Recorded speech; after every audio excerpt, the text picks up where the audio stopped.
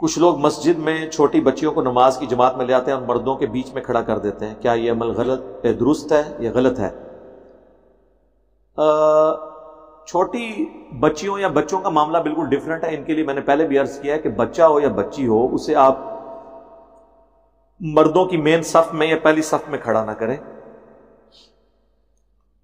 اس کو آپ صف کے رائٹ ایکسٹریم یا لیفٹ ایکسٹریم پہ کھڑے ہوں، یعنی آپ دائیں طرف کھڑے ہوں بالکل ایج پہ، اور اپنی رائٹ پہ اسے کھڑا کریں تاکہ وہ اگر بچہ نماز میں سے پیچھے بھی چلا جاتا ہے تو صف کا ٹوٹنا لازم نہ ہے.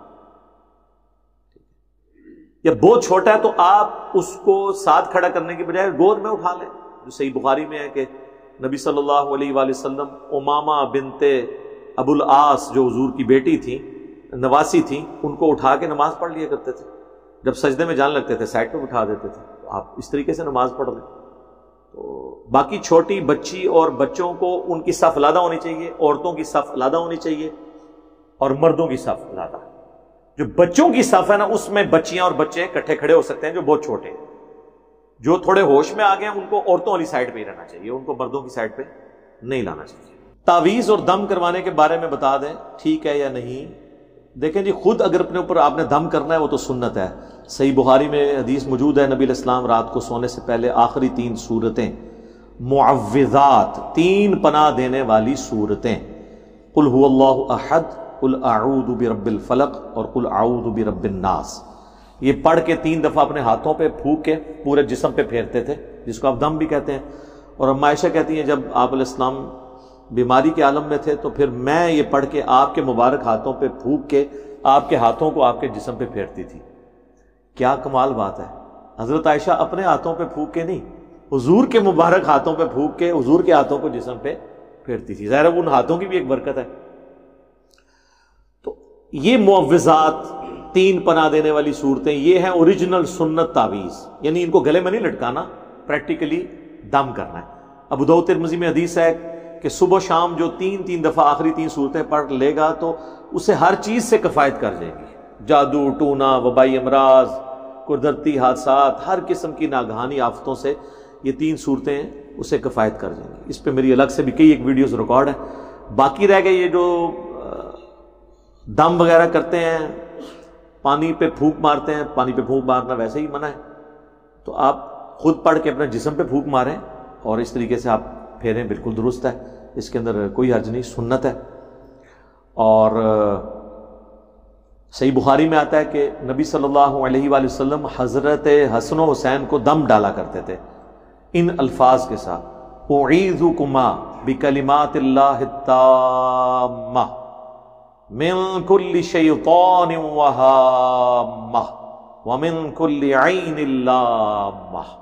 ہر قسم کے جو شیاطین ہیں، تکلیفیں ہیں، پریشانیاں ہیں، نظر جو لگ جاتی ہے اس کے اگینسٹ میں اللہ کے کلمات تامہ میں انہیں دیتا ہوں. اور ساتھ فرمایا کرتے کہ حضرت ابراہیم اپنے 2 بیٹوں کو بھی انہی الفاظ میں دم کرتے تھے جن الفاظ سے میں اپنے 2 بیٹوں کو کرتا ہوں.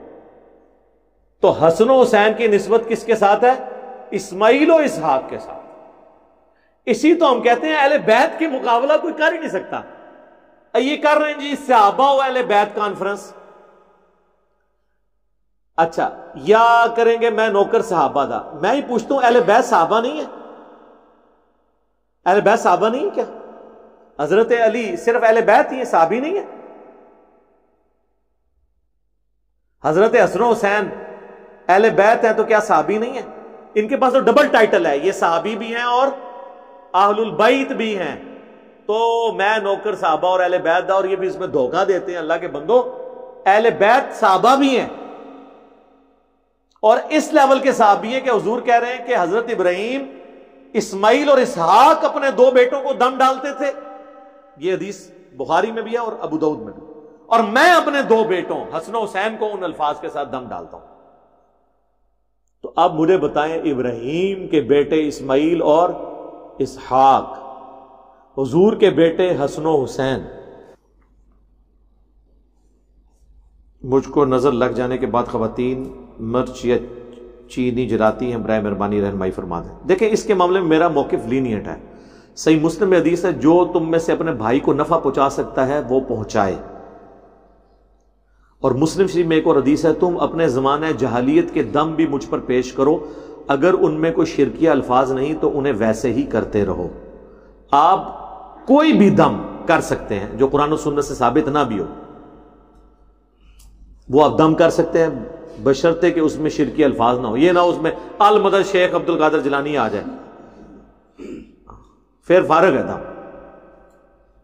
دم وہ ہوگا جس میں شرکی الفاظ ہو۔ تو اس طرح کے دم ہر جگہ، یہ ایک طریقہ علاج ہے۔ تو وہ اگر اس طریقے سے مرچ وغیرہ کوئی وار کے اس میں سے اس طریقے سے وہ سر سے پھیر کے کر دیتے ہیں، کوئی اس میں حرج نہیں ہے، نہ اس میں کوئی ہندوؤں کی وہ مماثلت والا معاملہ آ جائے گا۔ طریقہ علاج جب ہوگا نا، اس میں ہندو اور کچھ نہیں ہوگا۔ جیسے کہتے ہیں نا سید سنی اور شیعہ نہیں ہوتا، سید سید ہوتا ہے۔ تو ڈاکٹر بھی مسلمان یا ہندو نہیں ہوتا، وہ ڈاکٹر ہوتا ہے۔ وہ یہ نہیں کہتا کہ میرا مریض یہ سنی ہے، شیعہ ہے، یا یہودی ہے، یا عیسائی ہے۔ تو جو طریقہ علاج اس طریقے سے جو ٹیکہ ہوتا ہے، اسے نہیں پتا ہوتا ہے کہ میں مسلمان کو لگ رہا ہوں جا کے یہ کافر کو لگ رہا ہوں۔ یا وہ جو نشتر تیار کیے جاتے ہیں یا سنی پلاسٹ، وہ فرقوں کے نام کے تلاش نہیں کیے، اس وقت نہیں کیے جاتے۔ ویسے آج تک کسی نے یہ پوچھا نہیں یار یہ ہو سکتا ہے کوئی نجدیوں کا بنایا وہی نہ ہو، کوئی رافضیوں کا بنایا ہوا سنی پلاسٹ نہ ہو، یہ پٹی ہو سکتی ہے کوئی یہود و نصارہ نے نہ بنائی ہو۔ تو وہ اس طرف کوئی نہیں جاتا۔ تو اس لیے آپ بھی علاج کے معاملے میں معاملہ ڈیفرنٹ ہے۔